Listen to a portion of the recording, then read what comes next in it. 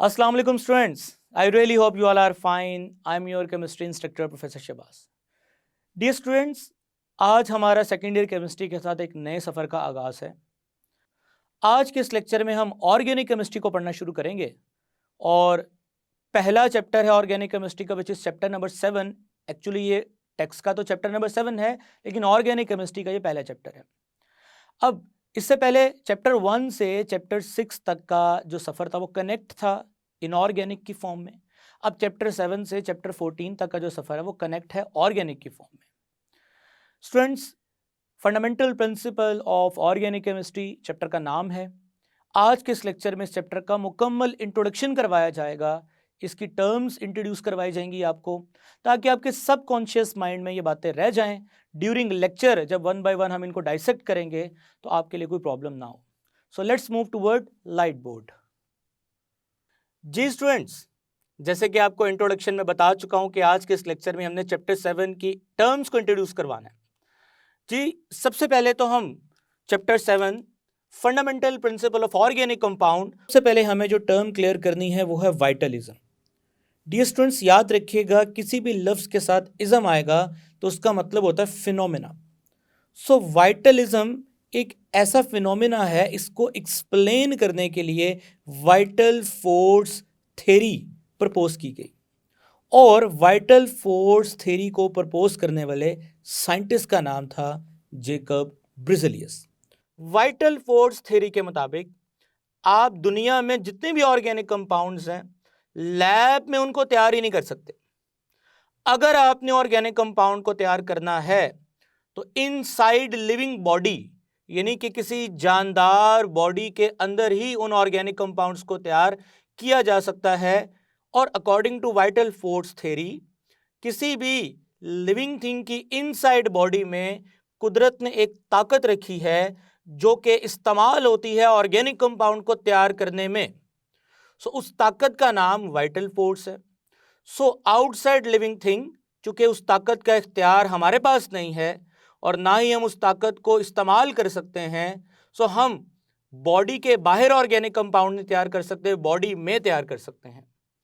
जैसे स्टूडेंट्स, आपकी बॉडी में यूरिया प्रोड्यूस होता है और जो यूरिन के थ्रू पास आउट करते हैं, यूरिया एक ऑर्गेनिक कंपाउंड है। स्टूडेंट्स, आपकी बॉडी में ग्लूकोज प्रोड्यूस होता है, ऑर्गेनिक कंपाउंड है। सो उस दौर में ये समझा जाता था, वाइटलिज्म के दौर में, कि इस तरह के कंपाउंड्स को आप बॉडी से बाहर तैयार नहीं कर सकते। सो स्टूडेंट्स, काफ़ी अरसा वाइटलिज्म को सही माना गया और इस पे लोगों ने रिसर्च भी रोक दी कि ऑर्गेनिक कंपाउंड तो लैब में तैयार ही नहीं हो सकते। सो बहुत अरसे बाद एक रेवोल्यूशनरी साइंटिस्ट आया named as Wohler. Students, Wohler वो फर्स्ट साइंटिस्ट था जिसने वाइटलिज्म को, यानी कि वाइटल फोर्स थ्योरी को रिजेक्ट किया। अब वुलर ने क्या किया, आप वैसे तो छोटी क्लासों में पढ़ के आए हैं कि इसने फर्स्ट टाइम लेबोरेटरी के अंदर एक inorganic chemical named as ammonium cyanate, उसको हीट करके यूरिया तैयार किया। स्टूडेंट्स, ये एक रेवोल्यूशनरी काम था क्योंकि उस दौर में किसी ने पहली दफा लैब में ऑर्गेनिक कंपाउंड को तैयार किया था। सो स्टूडेंट्स, वुलर के काम की वजह से वाइटलिज्म गलत साबित हो गई। सो वुलर ने एक रास्ता खोला उन तमाम साइंटिस्ट के लिए जो अपना काम बंद कर चुके थे ऑर्गेनिक केमिस्ट्री के अंदर। सो वुलर के इस रेवोल्यूशनरी काम के बाद एक लंबी फहरिस्त ऑर्गेनिक कंपाउंड्स की लैब में तैयार की गई। स्टूडेंट्स, इस चैप्टर में आपको नेक्स्ट ऑर्गेनिक कंपाउंड की डेफिनेशन करवाई जाएगी, एक पुरानी डेफिनेशन और मॉडर्न डेफिनेशन। मैं मुनासिब समझता हूं कि हम इसको लेक्चर के दौरान ही समझेंगे। अभी तो उसको अगर मैं समझाऊंगा तो काफ़ी टाइम उसमें निकल जाएगा, हमें और भी पॉइंट्स को डिस्कस करना है। तो स्टूडेंट्स, सबसे पहले वाइटलिज्म के बाद वुलर वर्क के बाद ऑर्गेनिक कंपाउंड की डेफिनेशन को डिफाइन किया जाएगा। उसके बाद नेक्स्ट है जी some features of organic compound, यानी कि ऑर्गेनिक कंपाउंड के कुछ फीचर्स, कुछ खसूसियात। मसलन सबसे पहले अगर बात करें तो ऑर्गेनिक कंपाउंड का प्राइमरी कंस्टिट्यूएंट, यानी कि जिसके बगैर ऑर्गेनिक कंपाउंड का तस्वुर ही नहीं है, वो कार्बन है। सो कार्बन का पिक्यूलियर बिहेवियर, खास रवैया बताया जाएगा। Non ionic character of organic compound, organic compound के अंदर नॉन आयनिक करेक्टर क्यों होता है, यानी कि कोवेलेंट नेचर के क्यों होते हैं, आपको इस पॉइंट में बताया जाएगा। Similarities in behaviour, student similarities in behaviour का मतलब क्या है कि बहुत सारे ऑर्गेनिक कंपाउंड जिनको हम इकट्ठा तो स्टडी नहीं कर सकते, हमने उनको क्या किया है कि उनके सिमिलर बिहेवियर्स की वजह से हमने उनकी कुछ सीरीज बना दी हैं। मसलन अगर आप स्क्रीन पे देखें तो आपको कुछ सीरीज नजर आ रही हैं जिनमें अल्केन है, अल्कीन है, अल्काइन है, अल्कोहल है। स्टूडेंट्स इस 4 सीरीज के अंदर आपको डिफरेंट तरह के कंपाउंड्स नजर आ रहे हैं। अब मजे की बात यह है कि एक सीरीज के अंदर जितने भी ये कंपाउंड्स हैं ये सारे केमिकली सिमिलर हैं।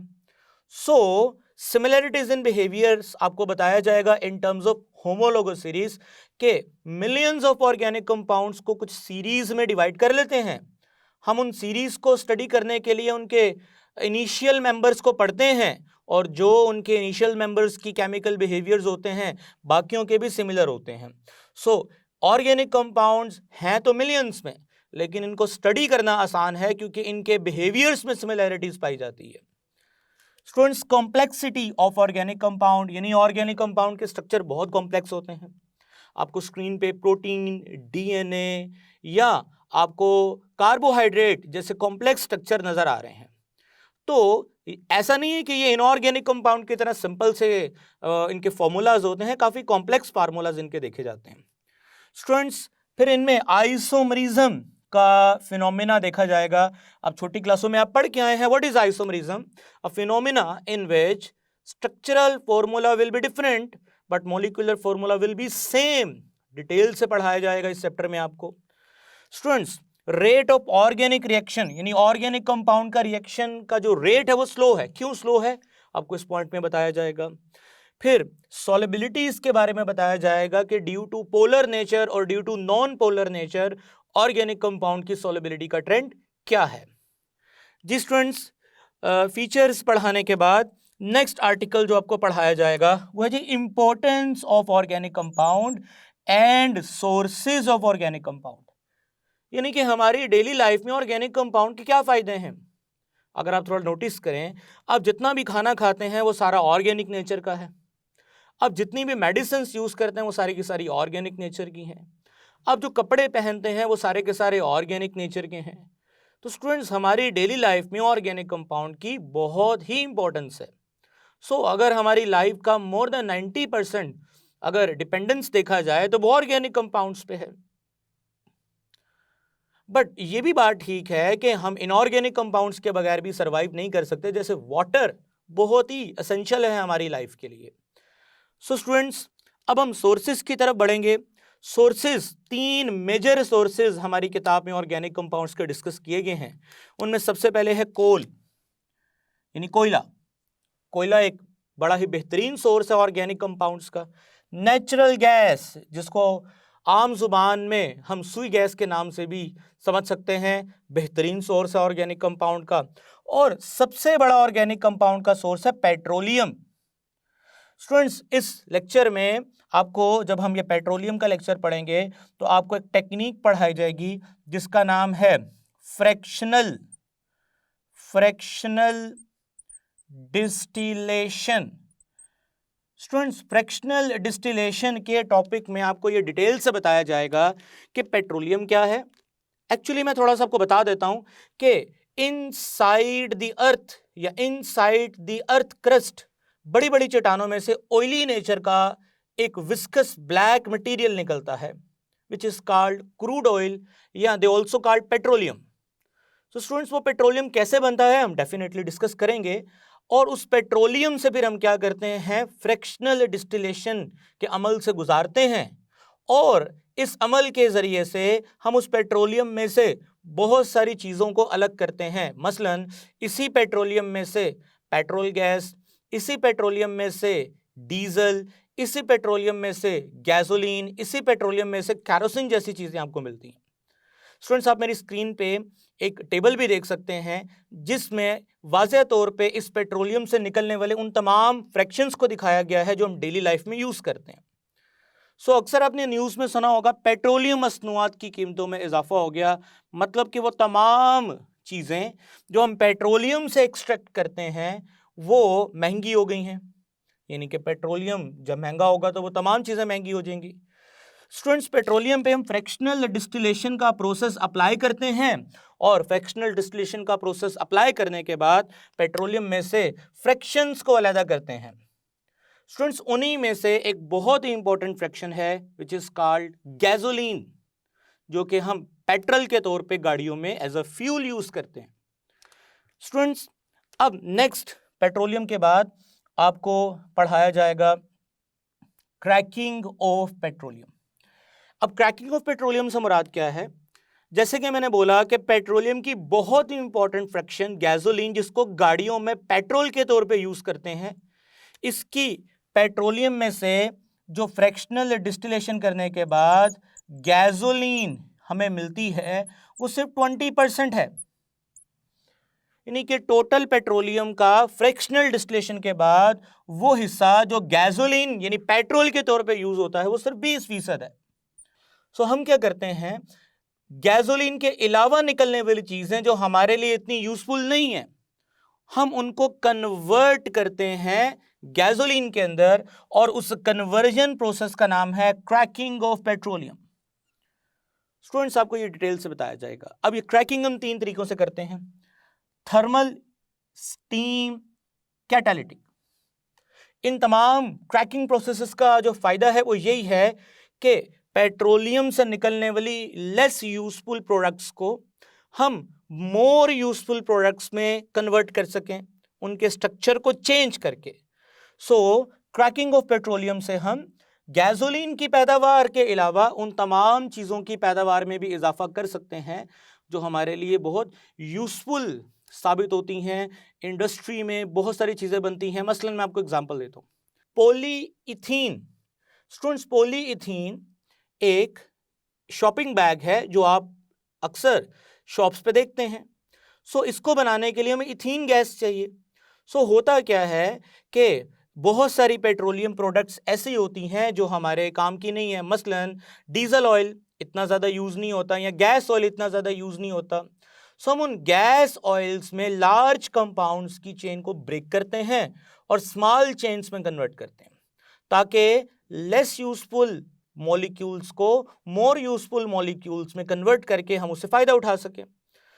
यानी कि हम गैसोलीन के अलावा बहुत सारी और चीज़ों की पैदावार भी हासिल करते हैं जो हमारे लिए फ़ायदेमंद है। जी डियर स्टूडेंट्स, रिफॉर्मिंग पढ़ाई जाएगी इसके बाद आपको। रिफॉर्मिंग से मुराद क्या है कि गैसोलीन तो हमें मिल जाता है बट गैसोलीन की क्वालिटी इतनी अच्छी नहीं होती। गैसोलीन की क्वालिटी को इंप्रूव करने के लिए हम उसको रिफॉर्मिंग जैसे प्रोसेस में से पास करते हैं। स्टूडेंट्स, ये डिटेल से आपको 1 बाय 1 डिस्कस करवाए जाएंगे और इनकी एक्स्ट्रा डिटेल एंट्रेंस टेस्ट के लिहाज से हर चीज़ आपको क्लियर की जाएगी। जी स्टूडेंट्स, इसके बाद चलते हैं जी ऑर्गेनिक कंपाउंड की क्लासिफिकेशन यानी कि ऑर्गेनिक कंपाउंड मिलियंस के अंदर है। उन मिलियंस में पाए जाने वाले ऑर्गेनिक कंपाउंड्स को हम ग्रुप्स में डिवाइड करेंगे, क्लासिफाई करेंगे ताकि स्टडी करना आसान हो। स्टूडेंट, सबसे पहले क्लासिफिकेशन स्ट्रक्चरल यानी स्ट्रक्चर की बेस पे क्लासिफिकेशन पढ़ाई जाएगी आपको। इसमें चार्ट आपको सामने नजर आ रहा है।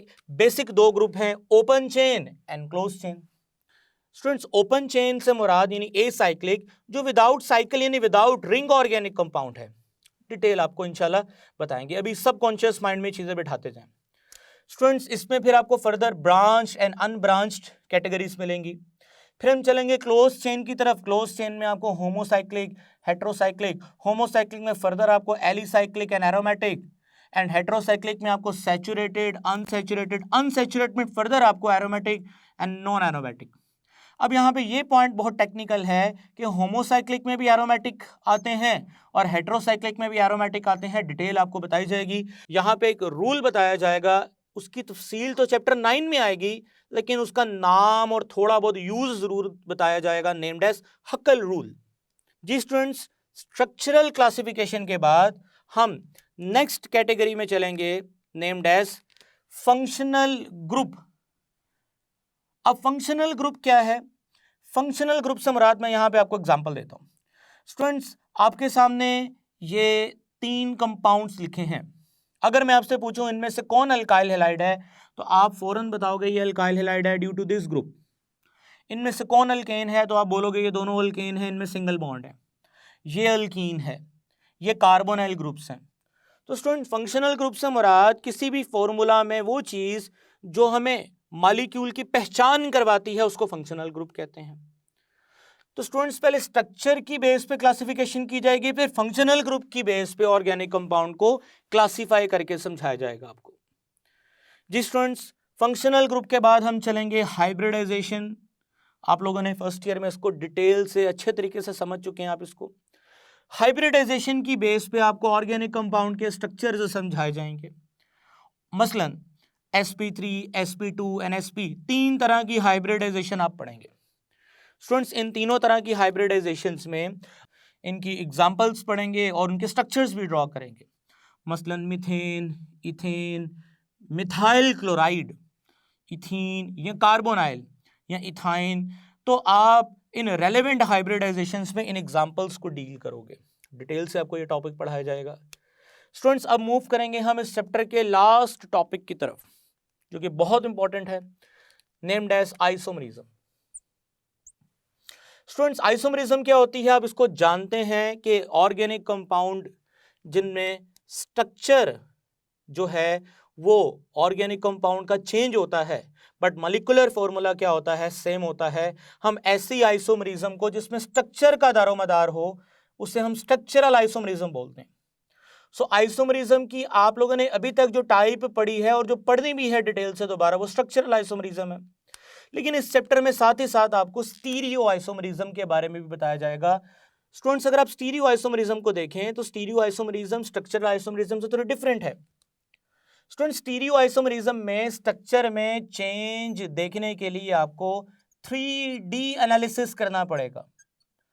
3D एनालिसिस के अंदर आपको स्ट्रक्चर में चेंज नजर आएगा, अदरवाइज स्ट्रक्चर में चेंज नजर नहीं आएगा।